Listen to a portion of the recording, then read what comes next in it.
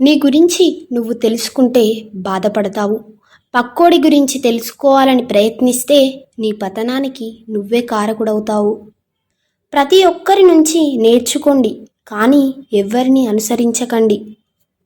నువ్వు మోయలేనంత సంపాదించినా నిన్ను మోసే నలుగురిని సంపాదించుకోలేకపోయినప్పుడు నీకంటే పేదవాడుండడు.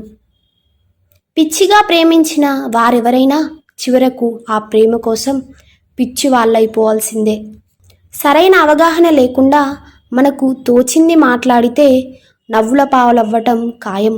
ఏ విషయంపైనైనా పరిజ్ఞానం ఉంటేనే మాట్లాడాలి, లేకుంటే తెలుసుకునేందుకు ప్రయత్నించాలి.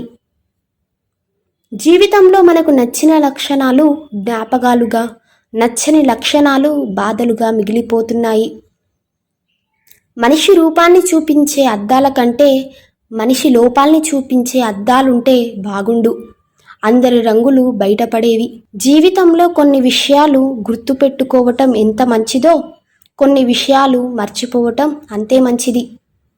ఒక చెడ్డవాడు మంచివాడిగా మారకపోయినా ఈ సమాజానికి ఎటువంటి నష్టం ఉండదు.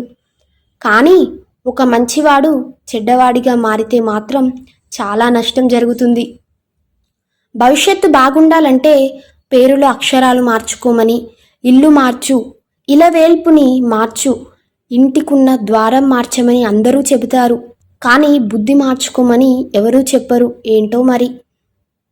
ఆత్మాభిమానం ఉన్నవాళ్ళు అవమానం జరిగినప్పుడు స్పందించకపోయినా లైఫ్లో ఎప్పటికీ మర్చిపోరు. గెలుపును పట్టించుకోవటమే కాదు, ఓటమిని ఎలా తట్టుకోవాలో తెలుసుకున్న వారే ఎప్పుడూ ప్రశాంతంగా ఉంటారు. మనీకి ఇచ్చే విలువ మనుషులకిస్తే అసలు ఏ బంధమూ విడిపోదు. సంపాదన లేని పురుషుడిని, సంతానం లేని స్త్రీని ప్రశాంతంగా బతకనివ్వదు ఈ సమాజం. మనీకి ఇచ్చే విలువ మనుషులకిస్తే అసలు ఏ బంధము విడిపోదు.